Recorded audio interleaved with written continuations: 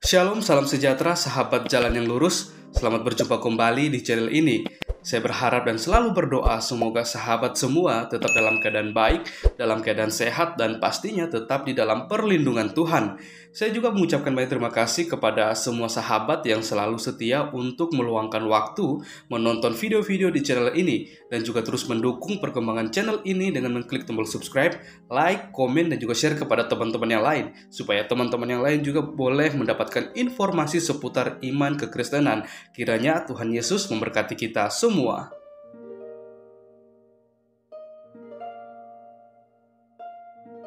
Sahabat yang diberkati dan dikasihi oleh Tuhan kita Yesus Kristus, di kesempatan kali ini kembali lagi kita akan bersama-sama menyaksikan atau menyimak suatu diskusi atau debat yang sangat menarik, di mana di dalam debat tersebut ada Ustadz Suma bersama dengan para apologet Kristen, dan kita akan melihat bagaimana mereka akan beradu argumentasi dengan data-data yang harusnya itu bisa dibuktikan kebenarannya. Dan lagi-lagi kita akan melihat bagaimana reaksi dari Ustadz Suma ketika setiap data yang dia bawakan semuanya itu bisa dibantah dan dipatahkan kebenarannya. Karena apa? Karena Ustadz Suma kerap kali melontarkan suatu tuduhan dengan membawa atau mencomot-comot ayat Alkitab yang dia tafsirkan sesuka hatinya, dan dia jadikan hal itu untuk menyerang iman kekristenan. Akan tetapi kita akan melihat bagaimana para apologet Kristen secara luar biasa boleh menanggapi, bahkan mematahkan setiap tudingan, bahkan juga setiap argumentasi yang dibawakan oleh Ustadz Suma yang berkaitan dengan iman kekristenan. Maka dari itu, tanpa berlama-lama, mari langsung saja kita simak videonya, dan saya mempersilahkan untuk kita semua bisa memberikan komentar yang baik, positif, saling membangun, bukan untuk saling menyerang atau menjatuhkan satu dengan yang lainnya. Selamat menyaksikan. Tuhan Yesus memberkati. Praktisi Yahudi yang mengimani Yesus sebagai utusan Tuhan. Ada? Nggak ada. Itu kegagalan pertama. Silakan tanggapi. Silakan. Boleh saya tanggapi? Saya menanggapi ya. Boleh. Bagian Kristen. Tanggapi ya. Ada 4 orang Kristen di sini, tolong bergantian. Kalian boleh bicara, kita kasih waktu bergantian. Siapa dulu? Saya moderator. Bang Daliana. Izinkan Bang Daliana. Izinkan Bentar, Bang Daliana itu diganti moderatornya dengan Bang Arthur. Jangan kebanyakan moderator. Tadi Bang Daliana memang kita tunggu jadi moderator, tapi Abang terlambat. Diambil alih sama Bang Arthur dari pihak Kristen jadi moderator. Bang Daliana mau menunjuk siapa? Karena Bang Daliana yang mengajak teman-teman Kristen ke sini. Siapa yang mau Bang tunjuk untuk menjawab? Pesan Mbak Allah, silakan. Pesan Mbak Allah, silakan. Semua dengan ngomongnya yang baik ya, biar kita pembawa damai ya. Jangan pakai emosi. Ya, lanjut. Oke. Terima kasih. Artinya begini, Pak. Tadi pernyataan Bapak menyatakan secara logika bahwa Yesus atau Tuhan kita gagal, ya kan? Dan Bapak menjelaskan tidak sesuai dengan apa yang kami percaya. Gitu loh.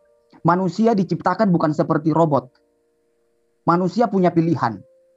Life is choice. Hidup adalah pilihan. Dan pilihan itu ada di tangan masing-masing orang, Bu, Pak. Dia mau percaya atau dia nggak percaya itu urusan. Itu bukan urusan. Artinya bahwa itu dia dengan Tuhan yang bisa memahami dan mengerti hal itu. Tunggu dong. Cuma tanggung jawab dulu kata-katamu. Ngapa kamu berkata Samir tadi? Masa dikurang tahu-tahu? Itu siapa itu teriak-teriak? Tolong diturunkan aja kalau enggak ya. Sopan kau kau aku loh, ini aku loh yang teriak-teriak ngomong loh. sopan, tolong diturunkan aja. Aku loh yang ngomong loh. Tolong, selesai Zuma ini berbohong tadi tentang Al-Quran sendiri loh. Dapat dari mana Samir itu? Itu kerang siapa? Oh. Itu siapa yang teriak? Keluarkan aja lah. Yuk, silakan dilanjut. Alberto udah hilang. Dihilangkan aja itu ya. Boleh teriak sopan ya. Sok silakan lanjut. Siapa lagi nih? Masih teman Kristen itu Mikana juga ingin menanggapi. Ehad juga ingin menanggapi. Selesaikan dulu, selesaikan dulu. Oke, silakan. Saya ya. Pesan Mbak Allah, silakan. Pesan Mbak Allah dulu, kata Bang Arthur. Ikuti siapa yang kalian pilih menjadi moderator. Tolong jangan kejang-kejang lah, biar enak didengar gitu. Ada kok. Silakan pesan Mbak Allah. Suaranya kok nggak ada. Kalau nggak ganti ke Ehad deh. Udah langsung aja ambil alih Ehad. Ya, ganti ya. Terima kasih. Untuk saudaraku tadi yang menjelaskan ya. Begini, dikatakan Yesus gagal itu salah. Kalau dikatakan Yahudi tidak jadi Kristen, salah juga. Karena orang-orang yang pertama menerima Kristus atau menerima Injil itu dan menjadi Kristen itu adalah orang-orang Yahudi, bukan orang-orang yang lain. Itu dari orang Yahudi juga. Dan pesan yang Yesus katakan itu bukan langsung pada saat ini semua harus jadi Kristen. Enggak. Di dalam Matius pasal 28 ayat 18 itu Yesus mendekati mereka dan berkata, "Kepada aku telah diberikan segala kuasa di sorga dan di bumi, karena itu pergilah, jadikanlah semua bangsa muridku." gitu ya, dan baptislah mereka dalam nama Bapa, Anak dan Roh Kudus. Jadi Yesus memberi pesan kepada murid-muridnya untuk bekerja. Silakan bekerja. Biarlah mereka melakukan pekerjaan itu. Biarlah manusia itu mendengar tentang Injil ini. Apakah dia akan menerima atau tidak? Dan pilihan itulah yang akan menentukan orang itu akan diselamatkan atau tidak. Gitu. Jadi bukan berarti Tuhan gagal, tidak. Tuhan memberikan pilihan bagi tiap orang untuk menentukan dia akan kemana. Gitu. Maaf jadi, itu poinnya. Itu poin yang saya mau sampaikan. Ya. Jadi topik kita sekarang sudah bergeser ya? Atau kita mau kembali ke topik? Ya, dulu Pak. Kita menyelesaikan hal itu dulu karena tadi Bapak bilang Allah kita atau Tuhan kita itu gagal. Gitu loh. Ya udah. Jadi begini, sedikit saya tambahin. Dia Allah yang luar biasa. Sebentar dulu Bapak, saya nambah lah. Sebentar. Di dalam siapa lagi yang mau menambahi dari ini Kristen? saya tambahkan Irwan, sedikit. silakan. Di dalam namanya ngomong dulu namanya siapa? Irwan. Ya, lanjut Pak Irwan. Ya, di dalam kitab Matius sendiri dijelaskan bahwa di Matius 40 ayat 14 dan Injil kerajaan ini akan diberitakan ke seluruh dunia menjadi kesaksian bagi semua bangsa. Semua bangsa nih, bukan hanya bangsa Israel. Clear ya, Ustaz Juma. Jadi jangan berasumsi. Argumen Anda dipatahkan di sini ya. Lanjut. Sudah selesai, silakan ditanggapi dari pihak saudara Muslim. Tunggu.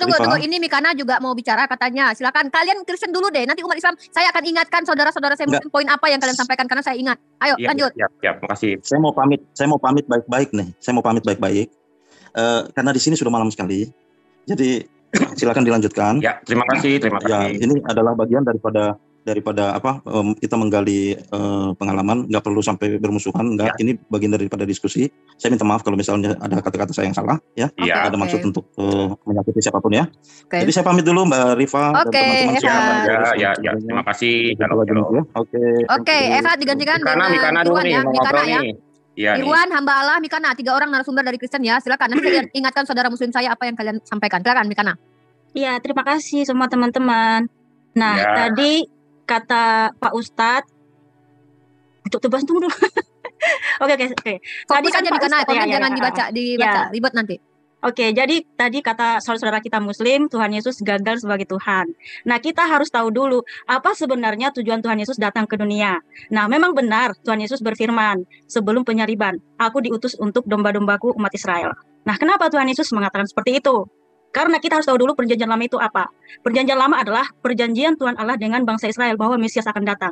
Nah, semua perjanjian lama itu adalah nubuatan-nubuatan untuk kedatangan Tuhan Yesus. Karena Taurat itu diberikan hanya untuk bangsa Israel, ya. Makanya Tuhan Yesus mengatakan bahwa dia diutus untuk bangsa Israel. Makanya Mesias datang ke dalam bangsa Israel, bukan ke bangsa yang lain. Nah, semua nubuatan-nubuatan di dalam Alkitab atau di dalam perjanjian lama itu semua tentang Tuhan Yesus. Seperti contohnya hukum Taurat di mana ada persembahan kurban darah anak domba, persembahan ini dan lain sebagainya, dan juga nubuatan-nubuatan Yesaya bahwa Yesus akan disalib. Nah, Tuhan Yesus datang ke dunia, yaitu di mana di perjanjian baru, bahwa Mesias telah datang.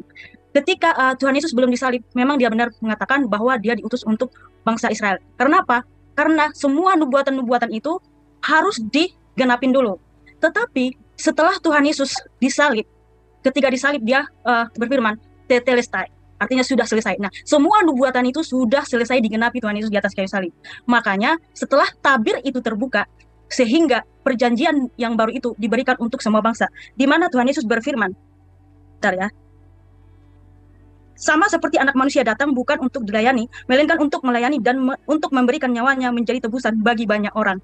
Nah, darah Tuhan Yesus ini semua untuk banyak orang, bukan lagi hanya untuk bangsa Israel, tetapi untuk semua orang yang mau percaya kepadanya. Sehingga ketika Tuhan Yesus menampakkan diri 40 hari kepada murid-muridnya dan naik ke surga, dia berpesan dan amanat agung itu diberikan kepada murid-murid. Pergilah, jadikanlah bangsa semua muridku. Nah, kita harus tahu Tuhan Yesus itu datang ke dunia untuk menebus kita dari hukumnya, ya, supaya kita dikembalikan ke rancangan semula. Di mana firman Tuhan itu kekal ketika Tuhan menghukum manusia di Taman Eden bahwa kematian itu kekal. Nah, ini sebenarnya yang ditebus oleh Tuhan Yesus dari hukumnya sendiri. Karena apa? Malaikat sekalipun tidak ada yang bisa menebus hukum Tuhan itu sendiri. Nabi besar sekalipun seperti Nabi Musa tidak akan bisa menebus hukum Tuhan. Siapa malaikat, siapa nabi tidak bisa. Tetapi hanya Tuhan itu sendiri. Nah, yang mengembalikan kita ke rancangan semula hidup yang kekal supaya Tuhan tidak menyangkali firman-Nya, maka Tuhan Yesus melakukan penebusan di atas kayu salib. Nah, kenapa Tuhan Yesus dibunuh di atas dibunuh tadi kata Pak Ustadz tadi, ia gagal jadi Tuhan karena dia dibunuh gitu kan. Nah, kita harus tahu kenapa Tuhan Yesus dibunuh orang Yahudi. Sebenarnya dia dibunuh karena dia mengaku Tuhan, ya, karena dia menyamakan dirinya dengan Tuhan. Jadi itu yang harus kita tahu sahabatku semua. Karena Tuhan Yesus datang untuk melakukan nubuatan-nubuatan itu, untuk menggenapi nubuatan itu dan menebus kita dari hukumnya sendiri supaya kita dikembalikan ke rancangan semula, yaitu hidup yang kekal.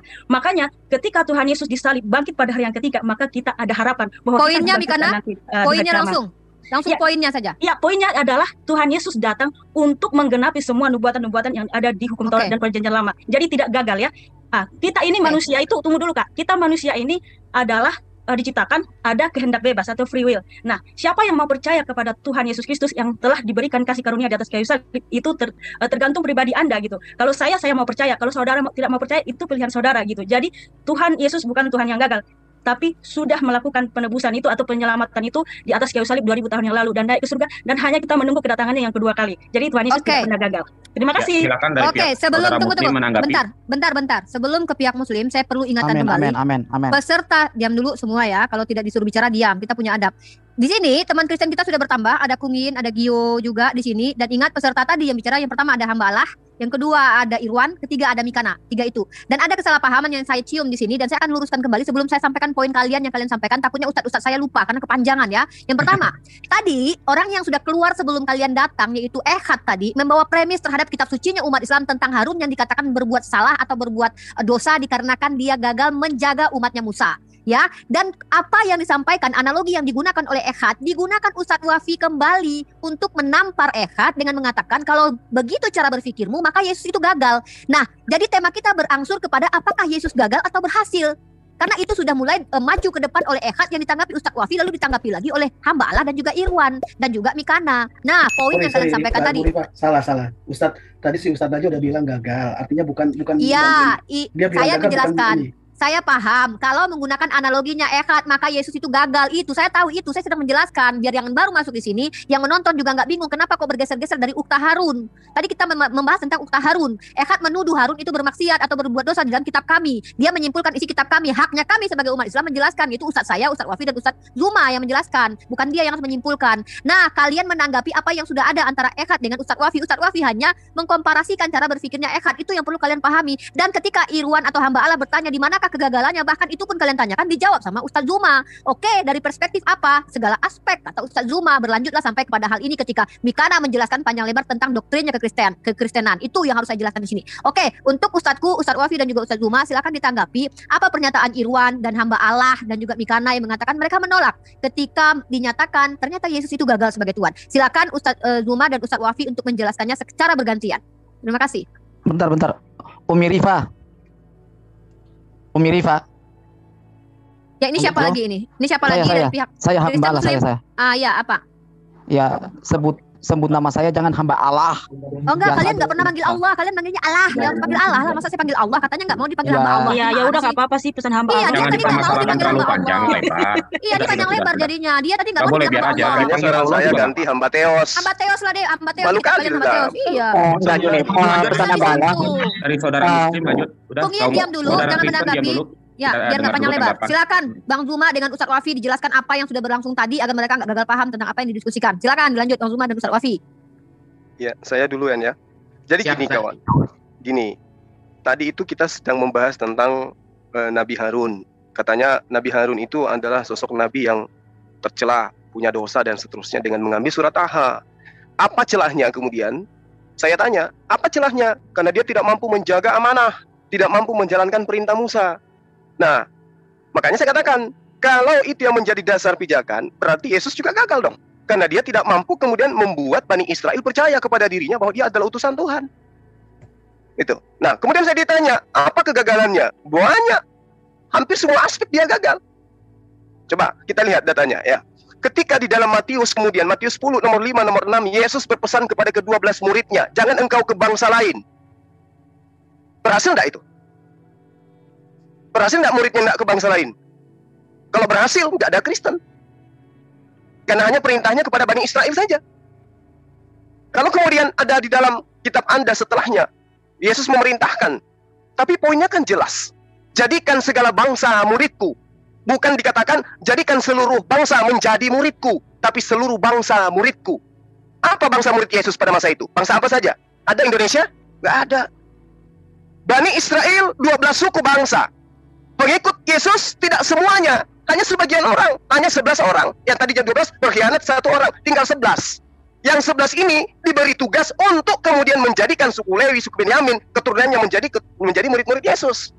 Bukan nyebrang ke umat yang berkulo, bukan. Gagal dia. Dia diajarkan, dia mengatakan dengan lisannya sendiri, aku diutus hanya kepada domba-domba yang hilang dari Bani Israel. Bahkan mata kita sering membaca bagaimana sosok di luar Bani Israel disebut anjing oleh Yesus. Ya, jadi kalau sekarang Anda mengatakan kami adalah pengikut, dengarkan baik-baik.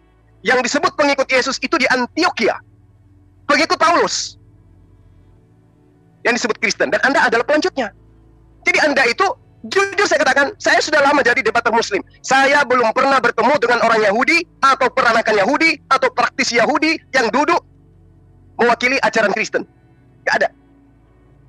Belum ada praktisi Yudaism yang kemudian duduk mewakili ajaran Kristen. Mereka justru tidak mengakui kekristenan.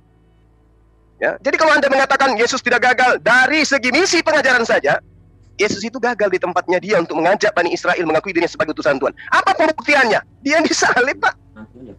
Oke ya, pahami itu ya.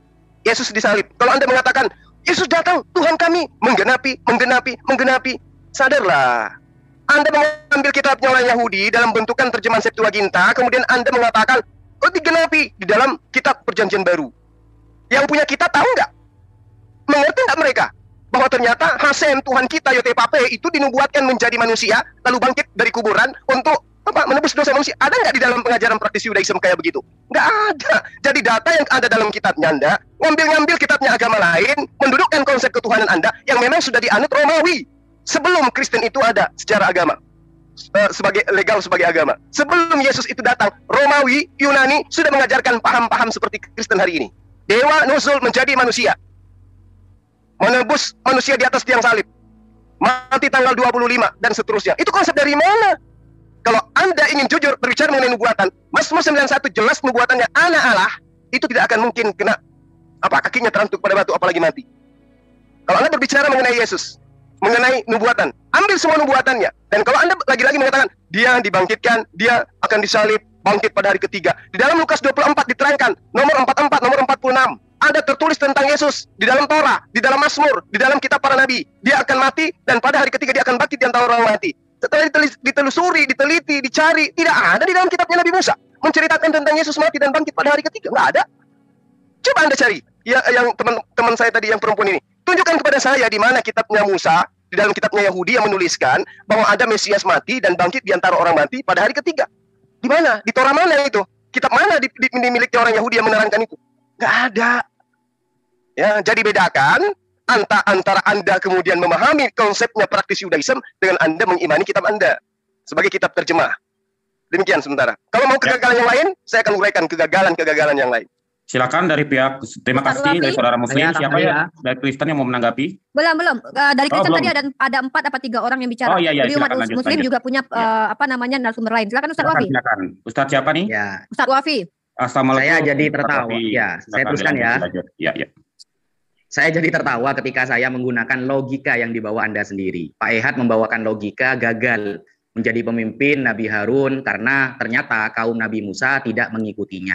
Setelah saya pakai logika itu, ternyata setelah saya mengatakan Yesus gagal menjadi Tuhan karena juga tidak diikuti, Anda banyak yang marah. Tapi tetap ya, pendirian saya tetap, Yesus itu gagal. Apalagi tadi ada yang berdalil ya.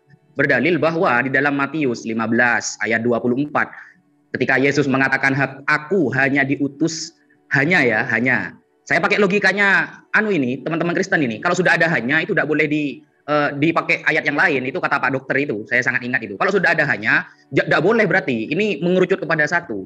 Aku hanya diutus dari domba-domba yang hilang dari kalangan Bani Israel. Kemudian tadi saudara kita dari Kristen ini ada yang menjawab begini. Oh tidak begitu. Karena Yesus itu tidak memaksa. Siapa yang mau ikut oke, yang tidak mau ikut oke. Ada yang mengatakan seperti itu jawabannya. Sangat lucu. Kenapa? Karena bertentangan dengan Alkitab Anda lagi. Monggo kita buka ya 2 Tawarikh 15 ayat 12, bukan ayat ya. Nomor 12 sampai 13. Di sana disebutkan setiap orang, baik anak-anak atau orang dewasa, baik laki-laki ataupun perempuan yang tidak mencari Tuhan Allah Israel harus dihukum mati.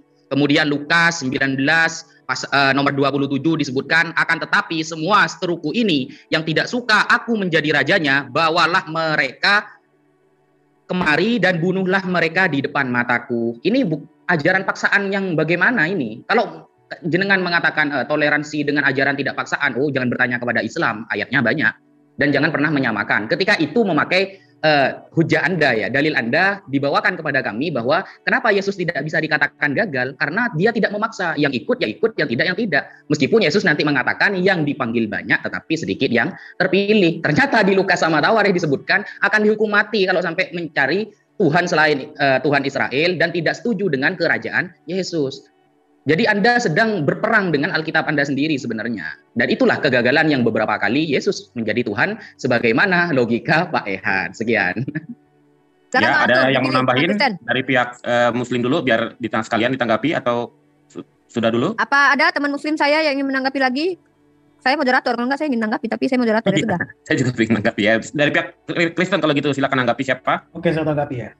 Siapa nih? Ya, Irwan. Oh iya. Jadi kalau saya tangkap tadi Ustadz Juma, dia membahas masalah nubuatan, minta satu nubuatan. Kalau Yesus itu, Tuhan itu menjadi manusia, bahkan menyinggung ke dewa. Mungkin untuk Ustadz Juma ini, saya bilang Ustadz, tapi kayaknya kurang pengetahuan mengenai... maaf, interupsi dulu. Interupsi, saya menyikapi tentang apa yang diceritakan Lukas 24:44-46. Ada tertulis kata Yesus di dalam Taurat, di dalam Mazmur, dan kitab para nabi, bahwa aku Mesias akan mati dan bangkit pada hari ketiga di antara orang mati. Anda tunjukkan kepada saya, di mana di Taurat dituliskan seperti itu sesuai dengan pengakuan orang yang mengaku Yesus. Silakan. Oke, maka saya tanggapi di sini. Jadi dalam pengertian Ustaz Juma ini, dia minta hari ketiga. Memang tidak dikatakan di hari ketiga, tetapi kalau kita merujuk kepada kitab Yesaya, itu sudah ada nubuatan di sana. Sebentar. Tertulis atau tidak, Bang? Sebentar, biar diselesaikan dulu saudara Muslim, biar selesai dulu ya. Jadi begini, jangan ini dulu Ustaz Umar, mungkin di sini Anda akan kaget sendiri. Nanti ditanggapinya sekalian biar satu-satu. Iya. Jadi ada pembicaraan antara Raja Ahaz dengan Nabi Yesaya yang dimana di situ berada Allah itu sendiri. Nah, di kitab Yesaya 7 ayat 11 di situ dikatakan, mintalah suatu pertanda dari Tuhan Allahmu, biarlah itu sesuatu dari dunia orang mati yang paling bawah, atau sesuatu dari tempat tertinggi yang di atas. Saya garis bawahi dulu di sini di ayat 11 ya. Mintalah suatu pertanda dari Tuhan Allahmu, biarlah itu sesuatu yang dari dunia orang mati yang paling bawah. Artinya itu di bumi. Atau sesuatu dari tempat yang tertinggi di atas, atau di surga, di bumi dan di surga. Nah, saya lanjut lagi, tapi Ahaz menjawab, aku tidak meminta, aku tidak mau mencobai Tuhan. Ini Raja Ahaz yang minta kepada Yesaya. Nah, lalu dijawab lagi, lalu berkatalah Nabi Yesaya, baiklah dengarkan, hai keluarga Daud, belum cukupkah kamu melahkan orang sehingga kamu melahkan Allahku juga? Sebab itu, Tuhan sendirilah yang akan memberikan kepadamu suatu pertanda. Sesungguhnya seorang perempuan muda mengandung dan akan melahirkan seorang anak laki-laki, dan dia akan menamai dia Immanuel. Saya rasa clear ya. Jadi kalau Anda membahas masalah itu nubuatan, itu sudah jauh. Dan Anda sendiri mengatakan, dalam Quran sendiri mengatakan, dia lahir, dia mati, dan dia bangkit. Mungkin Anda yang kurang pengalaman di sana. Lalu begini, Anda meyakini bahwa Yesus, kalau kita merujuk ke dalam Alkitab, itu adalah Yesus, dan di Quran, mungkin ada berpendapat bahwa dia itu adalah Isa atau yang lain-lain. Ya. Sedangkan saya mau bertanya seperti ini ya, Anda meyakini bahwa keimanan seseorang Islam itu berdasarkan dari Al-Quran, yang mana keyakinannya itu tidak bisa diganggu-gugat. Artinya Quran itu adalah firman Allah yang Anda sebutkan itu. Pertanyaan saya sederhana. Sederhana pertanyaan saya. Adakah satu ayat saja yang mengatakan Allah sendiri yang berfirman kepada Muhammad? Allah sendiri, tanpa perantara melalui Jibril. Sudah stop aja dulu ya, biar ditanggapi. Itu aja. Panjang lagi itu. Saya butuh dalil, itu aja. Silakan Ustaz Juma, saya rasa jago Ustaz Juma. Silakan dari pihak saudara Muslim langsung menanggapi. Siapa yang mau menanggapi? Langsung saja Bang Zuma. Ya, karena ini silakan Bang Zuma. Ustaz Juma. Ya, baik. Jadi gini, yang pertama tadi ya, Anda mengatakan bahwa tergenapin. Saya kasih contoh lah ya, supaya Anda itu sedikit tahu tentang apa yang ada di dalam kitab Anda. Jangan cuma berdasar imani saja. Di dalam Matius 4 nomor 6, iblis berkata kepada Yesus, jikalau engkau anak Theos, jatuhkanlah dirimu ke bawah. Sebab ada tertulis mengenai engkau, ia akan memerintahkan malaikat-malaikatnya dan mereka akan menatang engkau di atas tangannya supaya kakimu jangan terantuk kepada batu. Ada tertulis, kata iblis.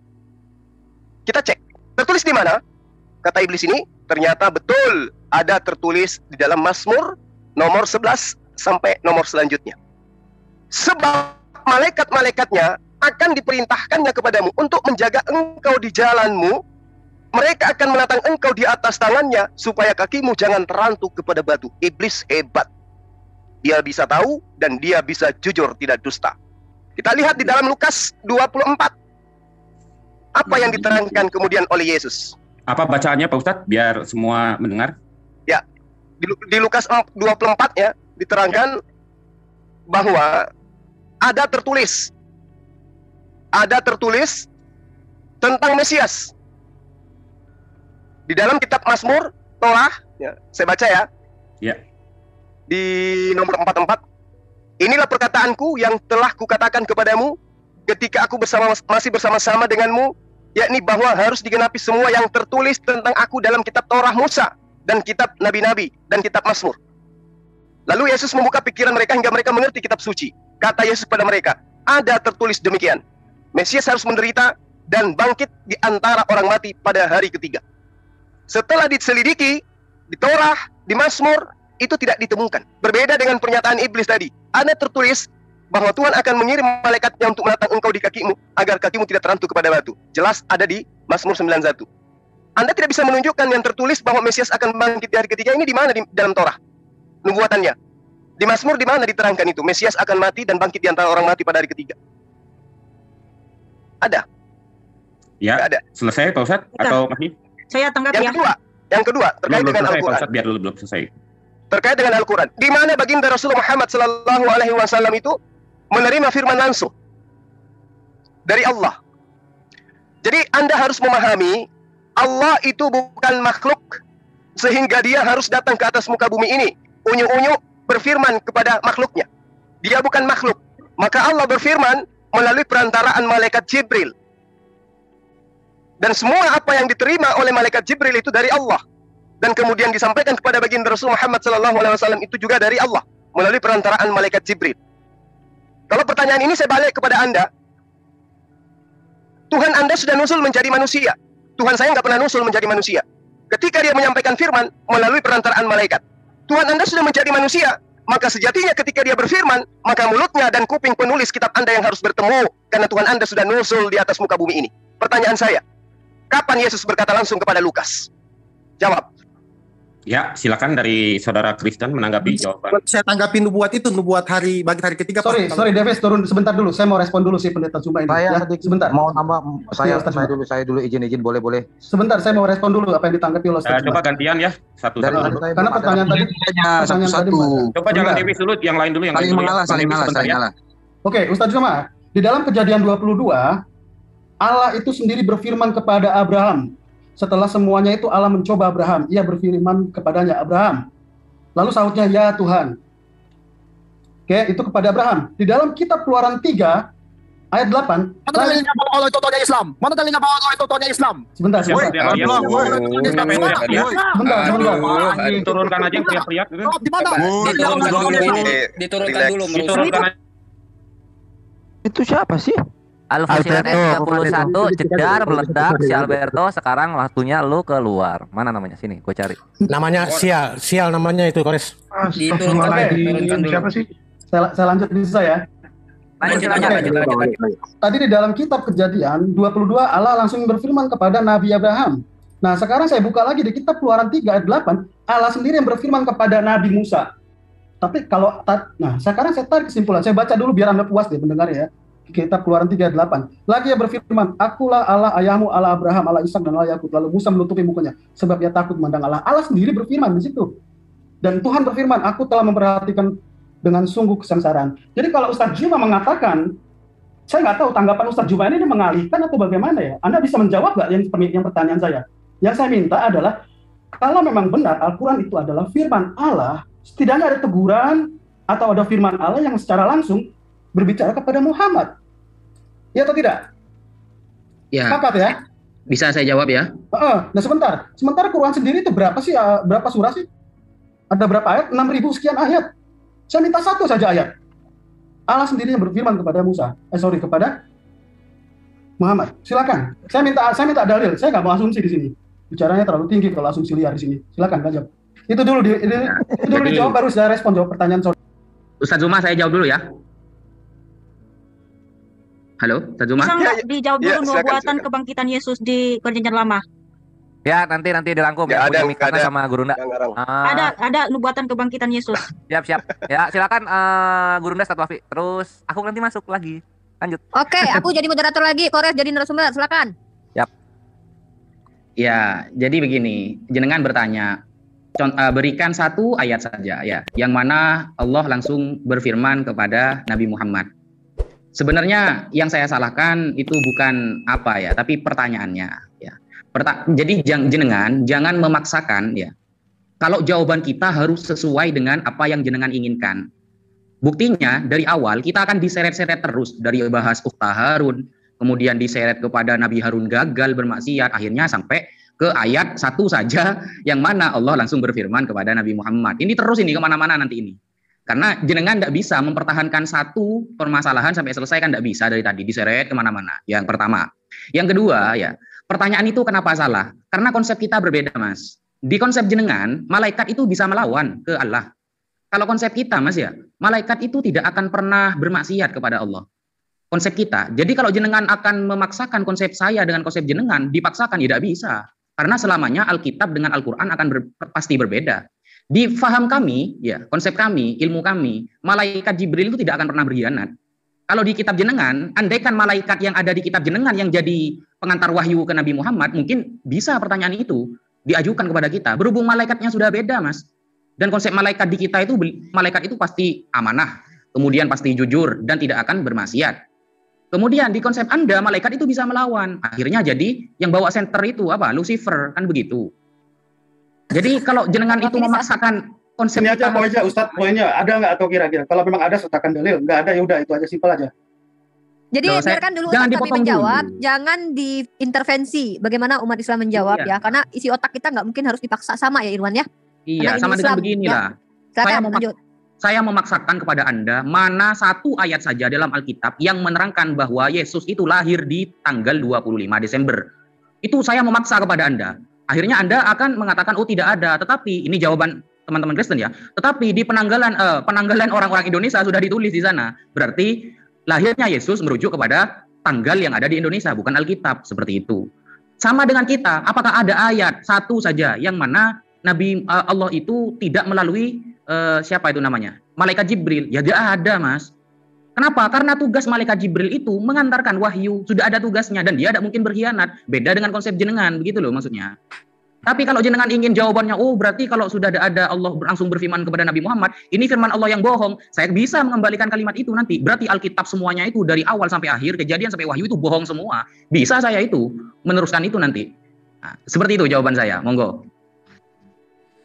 Saya rasa no point ya dari pertanyaan saya. Guru Nda silahkan. Sudah saya jelaskan. Boleh saya? Belum masih waktunya Muslim. Guru Nda silahkan. Oke, baik. Jadi diterangkan di dalam Al-Quran. Bismillahirrahmanirrahim. Qul nazzalahu ruhul qudusi min rabbika bil haqq. Jadi Roh Kudus Jibril menurunkan Al-Quran dari Tuhanmu dengan kebenaran. Itu dalil. Ya, itu dalil. Nanti Tuhannya Kristen saya minta dalilnya, tulisan Lukas, Markus, dan Yohanes itu dari Tuhannya dengan kebenaran yang sudah jadi manusia. Kemudian diterangkan lagi, qul man kana aduwwan li Jibril fa innahu nazzalahu ala qalbika bi iznillah. Lagi-lagi dengan izin Allah, malaikat Jibril menyampaikan wahyu kepada baginda Rasulullah Muhammad SAW. Terkait dengan Anda mengatakan Tuhan datang kepada Abraham, yang mempunyai kitab tidak mengimani kok. Orang-orang Yahudi tidak ada yang mengimani bahwa Hasem pernah nusul ke muka bumi. Bahkan kalau Anda melihat di dalam kitab dua raja-raja, itu dijelaskan benarkah Tuhan itu akan nusul ke atas muka bumi, berdiam bersama dengan manusia. Jangankan langit, bahkan langit yang menaungi seluruh langit pun tidak dapat memuat Allah. Jadi bagaimana mungkin kemudian datang pada Abraham? Di dalam Kejadian 18 itu bukan Allah, tapi malaikat Allah. Itu kata siapa? Kata yang punya kitab, yang ngerti Ibrani. Ya, bukan kita yang hanya bisa membaca terjemahan dari kitabnya mereka. Oke, saya kira begitu ya. Jadi kalau berbicara mengenai Allah berkomunikasi dengan baginda Rasul Muhammad SAW, ketika beliau kemudian Isra dan Mi'raj, ya, at-tahiyatul mubarakatus salawatu, kemudian diterima kemudian oleh Allah Subhanahu wa taala. Assalamualaikum ayuhan nabi wa rahmatullahi wa barakatuh. Mereka berdialog langsung. Nah, sekarang dialognya Lukas dengan Yesus saja dulu. Saya ingin tahu. Padahal mereka sudah berada di dalam tempat yang sama. Di Yerusalem. Di mana itu Lukas bertemu? Kok tulisannya setebal itu? Dari mana dia dapat tulisan sebanyak itu? Kapan bertemunya dengan Yesus yang sudah menjelma menjadi manusia? Kalau kami Tadi saya sudah tulis, bacakan dalilnya. Kul man kana aduwwan li Jibril fa innahu nazzalahu ala qalbika biiznillah. Tuhan Allah tidak perlu repot karena dia punya makhluk, punya pelayan yang digunakan kemudian untuk mengutusnya menyampaikan wahyu. Kun nazzalahu ruhul qudus min rabbika bil haqq. Nah, sekarang Tuhan kalian yang turun ke muka bumi, lahir di sana, sekampung dengan Yudas misalnya, dengan Lukas. Kapan sang Tuhan ini bicara langsung kepada Lukas sehingga catatannya setebal itu? Bahkan kisah para rasul juga ditengarai dia yang tulis. Dari mana ilmunya Lukas? Pernah ketemu dengan Yesus? Silakan. Ya, nah ini aku saran ya dari Muslim terakhir. Tadi ini aku akan menyempurnakan jawaban-jawaban dari Gurunda. Ya, gantian dong. Ini masih waktunya Muslim karena tadi Kristen pun ada beberapa orang menanggapi, kita tidak masalah dengan itu. Ini Muslim baru cuma 3 orang ya. Silakan. Iya, nanti abis ini izin saya yang Ya, nanti habis ini yang pertama Dalihan, kedua Irwan, ketiga pesan hamba Allah. Jangan berat sebelah lah. Nanti boleh saya minta waktu sedikit ya mengenai Injil Lukas ya, Polikarpus. Siap aman-aman. Sekarang ini kalau mau membacakan pernyataan Ustaz Juma ini gampang aja. Iya, gampang ya. Memang gampang kok. Nah, ini gampangnya begini. Ya. Tunggu. Per. Oke, saya pamit dulu ya. Semua keluar Kristen. Minta maaf ya. Yang Kristen. Nah, ini jawaban untuk yang bertanya firman Allah. Kita buka Al-Baqarah 152, perhatikan. Maka ingatlah kepadaku, aku pun akan ingat kepadamu. Keluar semua. Bukan penulis. Lanjut lagi. Yang Kristen keluar semua, kalau nggak saya kartu merah. Yang Kristen keluar semua. Kenapa nih? Apa tuh?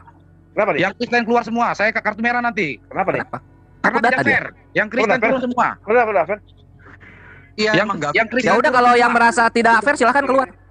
Iya. Tadi saya cuma berdua sama Ustaz saja. Itu nggak fair. Saya tahu argumen si Ustaz Zuma ini terlalu panjang. Oke, jadi gini ya, tadi umat Islam itu cuma berdua, Kristen berempat, kita nggak ada ngeluh, kalian nggak fair, kami nggak fair, nggak ada. Ustadz Wafi dengan Bang Zuma itu cuma berdua, Kristen menanggapi 4 orang, kita sabar dengerin itu. Tiba-tiba sekarang Bang Dali bilang, Kristen keluar semua, ini nggak fair. Kemana saja Bang Dali? Dari tadi kita diskusi panjang lebar loh. Umat Islam itu cuma 2 orang, bahkan saya menahan diri karena saya jadi moderator. Si Kores masuk menjadi narasumber, baru 3 orang. Kristen ada berapa? Saya sebutin nama-nama Kristen di sini, oke saya sebutin ya. Ada Mikana. Ada siapa lagi? Ada hamba Theos tadi. Kemudian ada Irwan lagi. Siapa lagi saya sebutkan lagi ya? Tadi ada sebelumnya Ekhat udah keluar. Ekhat pun ikut. Berapa orang itu? Dan Muslim cuma 2 orang. Ustadz Wafi dan Bang Zuma. Ketika Kores masuk langsung dikatakan kita nggak fair. Saya tidak masalah dengan ketidaknyamanan kalian karena kami tidak memaksa kalian untuk masuk di sini untuk diskusi. Tetapi jangan menetapkan apa yang kami di sini tidak pernah istilahnya merubah-rubahnya gitu loh. Ketetapan di sini adalah tadi nggak pakai waktu. Silakan kalian ngomong panjang lebar. Bahkan Mikana itu panjang sekali membicarakan tentang dogma Kristen, kita sabar dengerin. Kita nggak ada bilang ini nggak fair, ini panjang banget, nggak ada. Jadi begitu. Kalau tidak tadi lu bilang itu ada panjang banget bertele-tele gitu, ada lu. Gue ingat. Bertele-tele, saya tidak pernah mengatakan Mikana bertele-tele. Apakah saya pernah mengatakan Mikana bertele-tele Mikana? Enggak, bukan kamu. Saya mau nanya sama Mikana. Mikana, apakah saya tadi pernah mengatakan Mikana bertele-tele? Oh, saya ingat kok. Ya, saya kalau direkam saya udah bukti. Ini panjang lebar, ini nanti ujungnya kita nggak selesai. Kalau kalian nggak nyaman, kita nggak paksa kok kalian di sini. Ya, ini Zoom Muslim dan saya izinkan tadi Bang Arthur sebagai moderator karena Bang Dalihana baru masuk. Bang Dali dari tadi ditungguin nggak masuk, sementara diskusi sudah berlanjut. Supaya fair, saya izinkan Bang Arthur menjadi moderator. Kita aman dari tadi. Jadi kita nggak maksa kalian di sini. Kalau kalian nggak nyaman silakan keluar, kita nggak paksa. Tapi jangan dong membawa framing mengatakan ini nggak fair. Dari tadi umat Islam cuma 2 orang.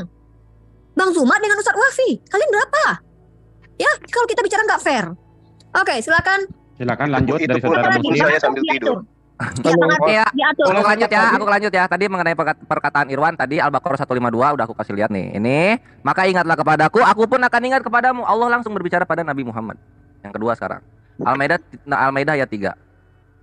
Pada hari ini orang-orang kafir telah putus asa untuk agamamu, sebab itu janganlah kamu takut kepada mereka, tetapi takutlah kepadaku. Pada hari ini aku telah sempurnakan agamamu untukmu dan aku telah cukupkan nikmatku bagimu. Langsung Allah yang berfirman. Nggak ada kata-kata penulis di depannya. Nah ini ya.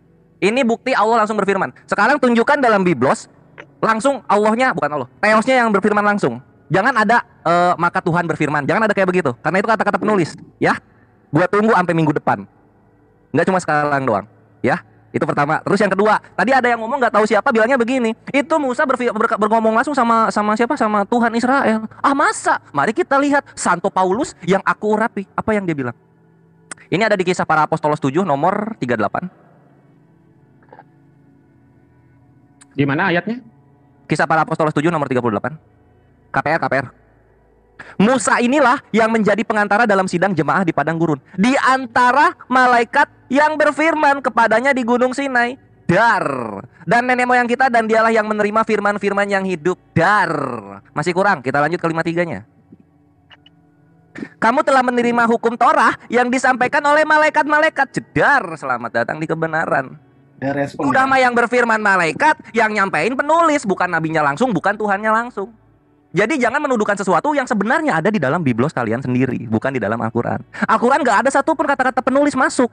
Allah semua yang berfirman. Kurir-kurir malaikatnya gak dianggap. Gak usah dianggap itu kurir, sama kayak kurir invoice. Nah kalian ini malaikat yang berfirman. 53 dan 38 kisah para apostolos 7. Nah, gua tunggu apologetnya mau kayak gimana. Dan gua berharap sola scriptura menjelaskan sesuatu dengan apa yang tertulis, bukan dengan apa yang dipahami atau apa yang ditafsir. Selamat datang di era kebenaran, my bre. Silahkan dijawab. Ya, silakan dari pihak Kristen, saudara Kristen kita yang mau menjawab, menanggapi. Otoritas firman itu adalah pemilik Allah langsung. Sementara malaikat hanya penyampai pesan. Memang ada beberapa ayat yang disampaikan oleh malaikat berdasarkan firman. Nah, kalau misalnya brother Kores tadi mengangkat satu ayat apa? Ayat mana yang dibilang Allah pernah berfirman? Lalu bagaimana dengan Ahad? Surah Ahad itu yang menyatakan bahwa sesungguhnya adalah wahyu rasul. Ya. Nah, wahyu yang diwahyukan. Ada juga yang mengatakan begitu. Nah, kalau memang mau mengambil otoritas tadi juga, apakah Allah pernah ada dinyatakan di dalam Alkitab? Kores tolong dimute Yudek itu berisik. Oh iya, lanjut. Apakah ada, saya sambung ya selanjutnya. Apakah ada Tuhan pernah berfirman kepada nabi-nabinya? Salah satu tadi saya dijawab di awal. Di dalam kitab Keluaran juga dijelaskan sekali, Keluaran 3 ayat 7. Harus baca sendiri aja. Keluaran 3 7 ya. Nah, dari mulai 6 juga bisa. Oke. Keluaran 3 kita buka. Ya, lanjut dari saudara Kristen. Ya, di situ saya Keluaran kan bagian dari Torah. Ya enggak? Ya, kita kan ada kitab. Lah ini Torah kata Paulus udah dikunci nih. Tolong malaikat yang berfirman. Biar diselesaikan dulu Bang Kores. Lanjut dulu nanti tanggapi sama. Nah, makanya saya bilang yang tangkap ada nggak di dalam Quran kalau Quran itu menyatakan Allah sendiri yang berfirman. Gitu loh. Kalau misalnya merujuk ke Alkitab banyak sekali. Yang mengangkat masalah Torah tadi Suyus Al-Juma sendiri. Nah, saya mau menanyakan hal ini kalau memang benar. Gitu loh. Nah, Allah sendiri, Yesus sendiri sudah pernah berkata dalam firman-Nya dalam kitab Yohanes. Bahwa di dalam Yohanes 4:36 kata Yesus padanya, akulah jalan dan kebenaran dan hidup. Jalan itu maksudnya jasad, caranya. Kebenaran itu adalah firman. Dan hidup itu adalah roh. Oh, Anda berbohong ini. Sorry, Anda berbohong. Keluaran 3 nomor 7 ya. Maaf, sorry. Ini udah kelihatan. Biar selesaiin dulu Bang Kores ya. Nanti bukan kata-kata penulis ini. Sorry. Cari yang bukan kata-kata penulis. Tadi bisa, kalau misalnya Anda berangkat nanti dibantah biar Irwan selesai dulu. Maksudnya datanya yang itu. Ini dan Tuhan berfirman ini kan perkataan penulis berarti ini. Iya, nanti ditanggapinya nanti setelah beres gitu. Nanti, apa-apa. Nanti ada selesainya nanti. Silakan lanjut dulu. Kalau Anda lagi mengatakan membantah, baca lagi kitab Perjanjian di ayat 1-nya. Banyak sekali. Kalau mau mengupas banyak, Kores. Silakan membantah satu persatu dari ratusan Allah sendiri berfirman. Ratusan ayat. Gitu loh. Kalau mau menjabarkan definisi satu-satu, silakan. Dari situ banyak sekali memang Allah sendiri yang berfirman. Nah, ini layar kelihatan kan ya? Ya, kita lihat. Nanti dijelaskan apa. Nanti jelasin ya. Nanti jelasin Bang Kores sebentar. Ini sudah selesai. Saya belum selesai. Jadi kalau Paulus mengatakan itu kata penulis banyak sekali dari kitab Kejadian sampai Wahyu itu banyak. Kalau kita jabarkan. Jadi yang saya tangkap ini ngeblur sebenarnya jawabannya dari Ustadz Ahmad. Pertanyaan saya sederhana, ada atau tidak itu aja. Kalau nggak ada ya bilang nggak.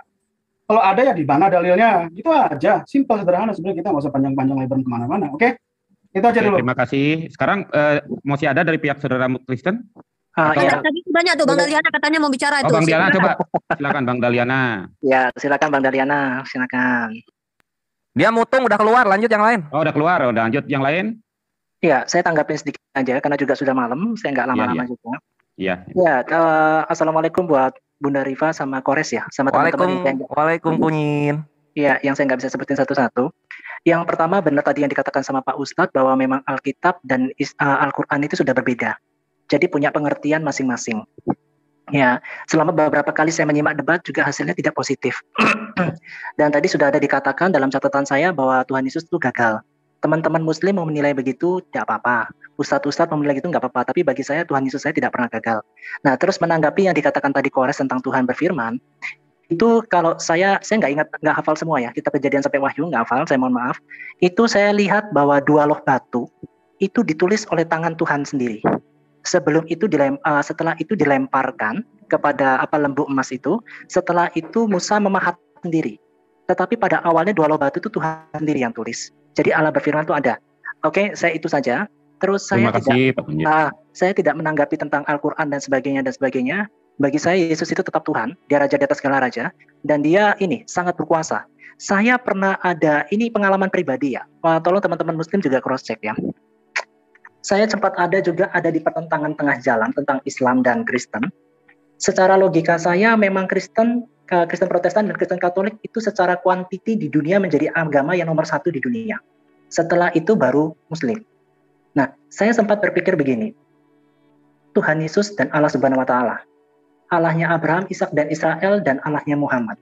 Saya sempat berpikir secara pribadi memang ini yang berbeda. Ya, saya sempat berpikir secara pribadi dan akhirnya saya memutuskan secara pribadi di Matius 7 ayat 7, mintalah maka kamu akan diketukan dan sebagainya. Saya sedikit mengarah kepada Fiti daripada Bunda Rifa. Bunda Rifa itu ada seorang wanita berjilbab yang mengatakan bahwa teman-teman Muslim itu ada yang masuk ke neraka, tetapi diselamatkan doanya dengan sawalatan atau syafaat atau apanya Nabi Muhammad. Solawat. Ya, solawat di neraka akhirnya pindah ke surga. Syafaat. Oh, syafaat, bukan sholawat ya. Sorry, tolong koreksi saya. Syafaat atau sawalat lah istilahnya begitu. Jadi teman-teman Muslim yang diyakini adalah semua Muslim masuk ke neraka, tetapi ada beriman, ada syafaat atau sholawat tadi, akhirnya pindah ke surga. Karena berdasarkan syafaat atau sholawatan daripada Muhammad. Ya, kurang lebih begitu ya. Benar atau salah sih? Bisa tanggapin dulu yang situ? Betul ya? Itu nanti saja. Sudah selesai. Berarti ya. Saya lanjutin 1 menit itu lagi. temanya udah beda Kung Yin ya. Nanti dengan saya terakhir saja saya tanggapi Kung Yin. Tapi kita masih aja bahas tentang apa yang sedang kita diskusikan antara Ustadz Zuma dan Ustadz Wafi melawan ada Hamba Theos, ada Irwan, ada Mikana dan teman-teman Kristen yang lain. Silahkan selesaikan dulu itu ya. Karena saya juga nggak bisa lanjutin terlalu malam ya maksudnya. Tapi bagi saya Tuhan Yesus saya nggak pernah gagal. Saya tempat menguji diri saya secara pribadi. Karena teman-teman Muslim yang saya baca di VT-nya Bunda Rifa kayak gitu, saya minta sama Tuhan. Saya berdoa sama Tuhan Yesus kalau engkau Tuhan dan engkau bisa berkuasa, engkau bisa menggagalkan fungsi daripada Nabi Muhammad yang mengambil orang yang dari neraka pindah ke surga. Itu saya secara pribadi. Nah, nanti kita di akhirat nanti kita akan buktikan apakah doa saya terkabul atau tidak. Bagi saya, itu nggak bisa didiskusikan Mas Kung Yin. Perspektif Anda pribadi, apa yang belum terjadi itu tidak bisa kita diskusikan. Mohon maaf. Ini kan gini, sebelum saya turun nanti gini aja sih secara simpel. Kita tetap bermasyarakat dan berdamai, biar nanti surga yang pilih. Kami mau Islam begitu. Ya, jadi nggak bisa masuk ke ranah diskusi, mohon maaf ya. Oke, dengan situ saya juga nggak terlalu tentang Al-Quran saya bahas-bahas enggak. Oke, saya itu saja pernyataan saya. Terima kasih. Amin. Haleluya. Saya pamit ya. Tuhan Yesus memberkati teman-teman semua. Ya, tunggu sebentar Kung Yin, sebentar nggak usah 1 menit saja, 1 menit sebelum Bang Zuma sama Ustadz Wafi. Yang pertama yang harus saya sanggapi adalah mohon maaf Kung Yin, apa yang harusnya Anda sampaikan itu gunakanlah dalil dalam kitab suci Anda. Ketika Anda bicara bahwasanya Yesus itu akan menyelamatkan dengan dominasi, bahwa Kristen itu paling banyak di dunia, justru itu bertolak belakang dengan kitab Anda bahwa Yesus mengatakan banyak yang terpanggil, sedikit yang dipilih. Kung Yin, tolong pahami ayat itu ya. Terima kasih ya, itu saja dari saya. Kalau kita bahas akan agak panjang. Ya, itu baca saja kitab suci, sampaikan. Jadi kalau asumsi pribadi itu tidak bisa diterima ya diskusi. Nanti sesi berikutnya lah itu dibahas lagi ya. Sekarang dari pihak baca aja itu dulu. Silakan lanjut yang lain. Terima kasih. Kung Yin besok malam aja janjian jam 8 lagi. Iya. Ya, dari pihak Kristen masih ada lagi apa kita pindahkan? Ada itu Yose sama Grace. Boleh lah Grace ngomong. Yose duluan nih udah respeksian tuh Brother Atun. Kasih waktu ya. Mohon maaf. Assalamualaikum warahmatullahi wabarakatuh. Waalaikumsalam. Salam sejahtera buat semua teman-teman. Shalom. Ya, shalom. Saya mau menanggapi saja. Saya terus terang tidak untuk mencampuri kitab orang, tapi meluruskan untuk yang di ayat Alkitab saja. Saya ada 2 poin yang saya dengar tadi. Pertama, kegagalan Tuhan Yesus itu ada tadi disebut karena Kristen ya, karena Paulus itu ya. Nah, itu saya mau luruskan. Itu kalau banyak dari teman-teman Muslim itu sering menyerang dengan ayat Markus 12 ayat 29. Nah, itu kalau kita baca kan, dengarlah hai orang Israel, Tuhan Allah kita itu Tuhan yang esa. Nah, kalau teman-teman Muslim mau tahu, itu sebenarnya diambil dari Taurat. Nah, itu Ulangan 6 ayat 4. Betul ya? Pernah baca pasti ya. Nah, Ulangan 6 ayat 4 itu sama persis. Itu waktu itu Musa atas perintah Tuhan Allah sendiri untuk memerintahkan kepada umat Israel semua ketetapannya. Tetapi yang sering dilupakan tidak membaca ayat selanjutnya. Coba dibaca ayat yang ke-14. Saya bacakan ya. Boleh. Ulangan 6 ayat. Sebentar. Bantu dari sini deh. Nah, Ulangan 6 ayat 14. Itu kan dari Ulangan 6 ayat 4 itu, dengarlah hai orang Israel, Tuhan itu Allah kita, Tuhan itu Esa. Nah, ini dipertegas lagi dengan firman-Nya yang di ayat ke-14. Janganlah kamu mengikuti Allah lain dari antara Allah bangsa-bangsa sekelilingmu. Nah, ini perintah kepada Israel. Coba kalau kalian lihat di peta itu, bangsa-bangsa sekeliling Israel itu siapa aja? Nah, kalau misalnya orang Kristen tidak mengikuti perintah Tuhan Yesus, itu pasti mengikuti Allah di sekitar Israel. Nah, tapi orang Kristen kan mengikuti Tuhan Yesus. Kita berpedoman. Ngaco ini, ngaco. Ya lihat saja. Siapa itu? Dibaca saja ayatnya itu. Nggak boleh begitu saya menyampaikan data dari Alkitab. Jadi bukan asumsi saya sendiri. Silakan dibaca. Asumsi. Ulangan 6 dibaca. Tolong keluarin aja tuh Res, dari tadi tuh si Yudek itu. Silakan dibaca. Lanjut, silakan Ibu Grace, silakan lanjut. Yang kedua tentang Kejadian 18. Tadi ada yang berkata kalau itu adalah malaikat. Tapi kalau kita baca sampai pasal 19, kalian akan menemukan 2 orang itu yang malaikat dan 1 orang itu adalah Tuhan Allah. Silakan dibaca sendiri. Ulangan 6 sampai selesai dan Kejadian 18. Terima kasih. Terima kasih, Ibu. Cakep. Nah tuh Jose dan Rudy udah angkat tangan. Ya, siapa lagi yang mau bicara dari pihak saudara Kristen? Kalau nggak biar dialihkan ke saudara Muslim. Satu aja lagi. Halo. Ya. Nah ini Jose dulu baru Chris Kusuma. Oke, silakan. Halo, selamat malam. Saya Jose. Malam, Pak Jose. Oh, bukan Jose TA ya? Lanjut. Terkait saya ingin berbicara tentang yang Pak Ustadz Zuma ya, yang terkait Hashem ya. Gurunda memang. Bukanlah Tuhan bangsa Yahudi. Hashem itu Tuhan bangsa Yahudi. Menyebut Hashem oleh karena ada larangan dari perintah Tuhan yang melarang untuk menyebut nama Tuhan Elohimnya dengan sembarangan. Ha itu kudus, Shem itu adalah nama yang maha kudus. Tetapi bahwasannya nama Tuhan itu yang disembah oleh bangsa Yahudi itu jelas, Anochi Yahweh Eloheka. Itu yang paling jelas. Hanya saya meluruskan bahwa Hashem yang dipanggil oleh ultra ortodoks dengan ortodoks, konservatif dengan reform, oleh karena kita tidak dilarang untuk menyebutkan nama Tuhan dengan sembarangan. Makanya disebutlah dengan istilah Hashem. Ha itu kudus, Shem itu nama. Mungkin sekira untuk dari saya itu aja dulu ya. Untuk Pak Ustadz Zulma, salam kenal semuanya. Terima kasih Pak Yose. Ya.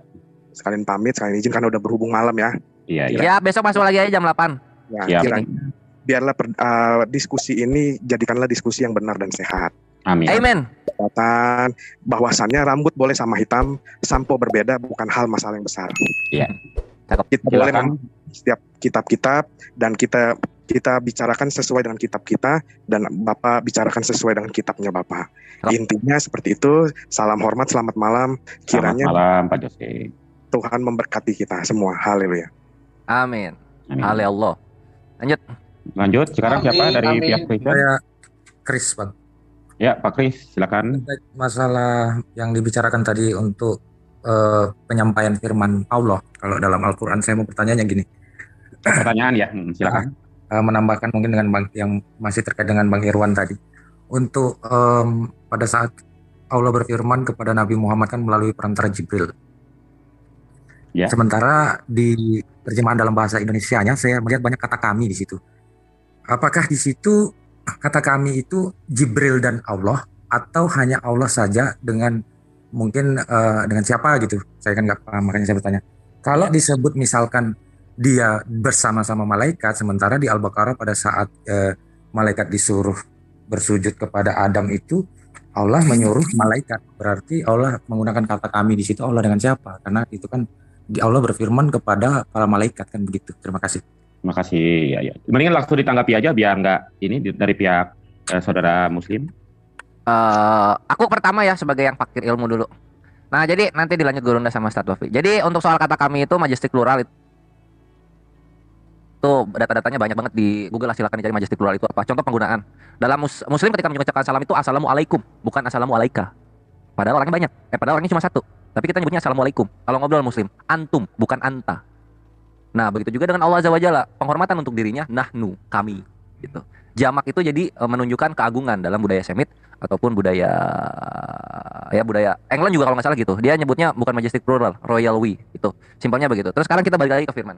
Jadi belum bisa dibuktikan oleh Brethren Irwan bahwasanya memang ada kata-kata yang langsung dari Tuhan, bukan firmannya penulis, apalagi firmannya malaikat, seperti di Kisah Para Apostolos 7 nomor 53 dan 38 ya. Nih. Ini di sini lihat Torah 38.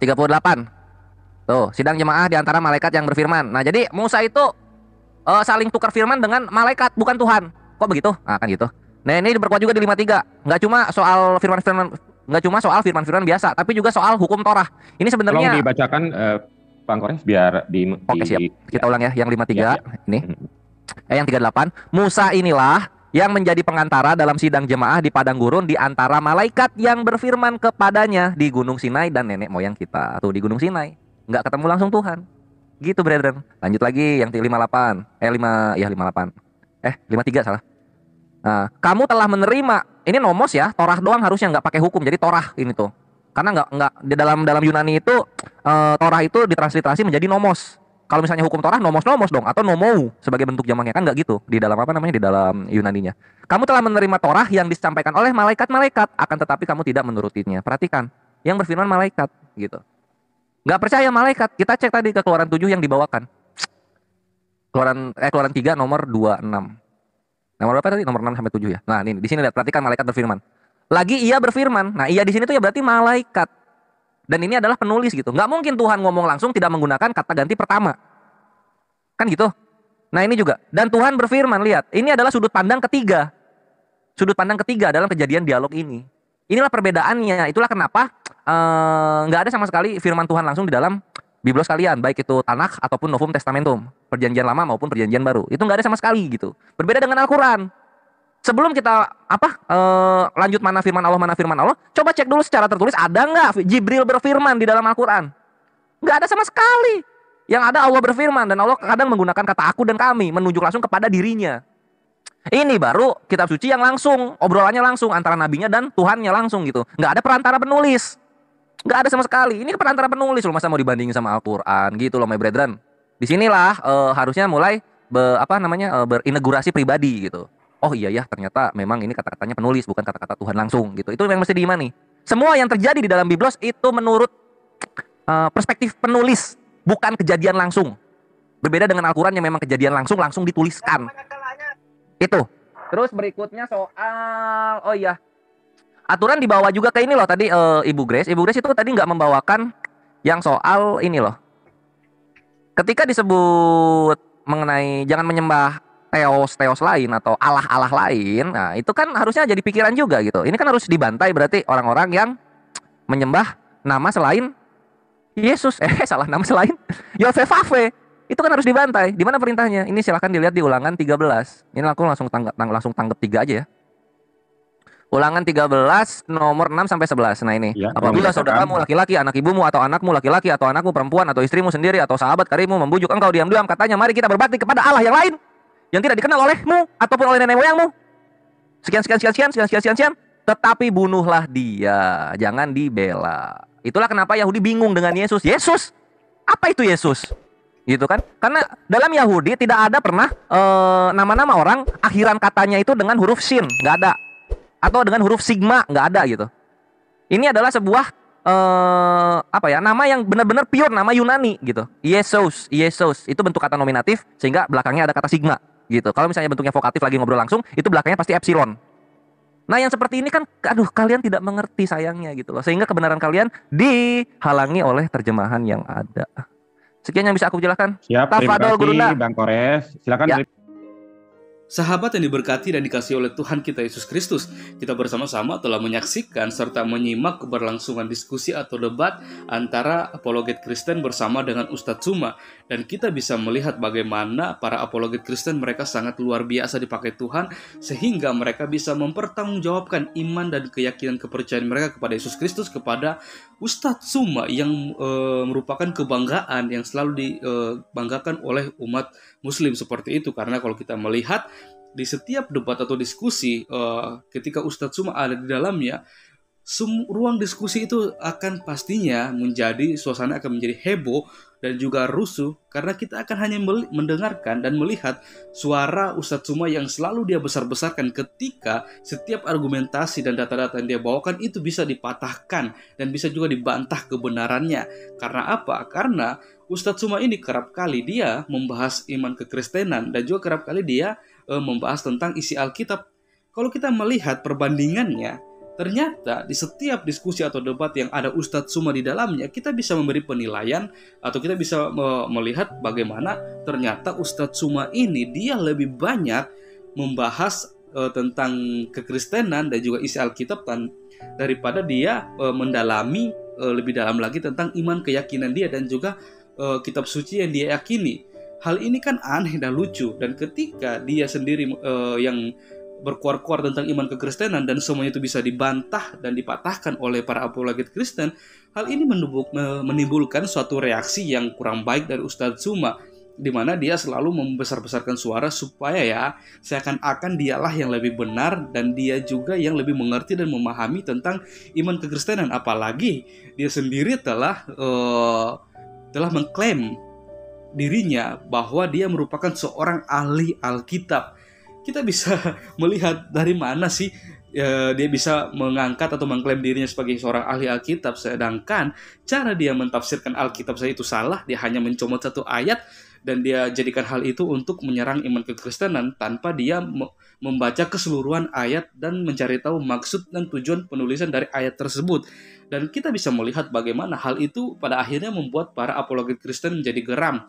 Karena apa? Karena Ustadz Suma ini dengan begitu leluasa dia bisa berkuar-kuar tentang iman kekristenan, bukan untuk dia tinggikan atau dia puja atau dia bagaimana, malahan dia hanya ingin menjatuhkan iman kekristenan seperti itu. Sehingga ketika para apologet Kristen membawakan setiap data dan argumentasi yang bisa mematahkan setiap tuduhannya, bahkan juga pemahaman yang begitu buruk tentang iman kekristenan, hal itu membuat dia sendiri menjadi kepanasan, emosi, sehingga dia mengeluarkan suara-suara besar seperti itu.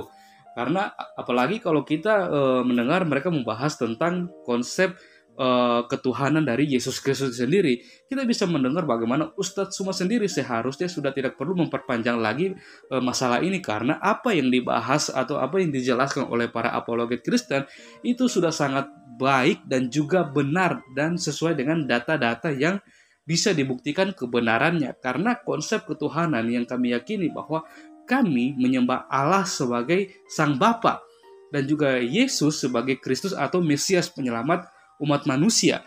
Dan hal inilah yang disalahpahami oleh Ustadz Suma sendiri, yang menganggap bahwa Yesus Kristus bukanlah Tuhan, karena tidak mungkin seorang Tuhan mati begitu saja atau dia disalibkan seperti itu, karena salib merupakan suatu lambang kehinaan bagi seorang yang disalibkan seperti itu. Akan tetapi kita bisa melihat bahwa pemahaman dari Ustadz Suma ini sangat di bawah rata-rata, karena kalau Ustadz Suma mau mengerti, memahami tentang karya keselamatan yang telah disediakan oleh Allah melalui Yesus Kristus, seharusnya Ustadz Suma membaca Alkitab dari Kejadian hingga pada Wahyu dengan begitu teliti dan dengan menafsirkan dengan benar, supaya dia mengerti dan memiliki pemahaman yang baik tentang karya keselamatan yang telah disediakan Allah melalui Yesus Kristus.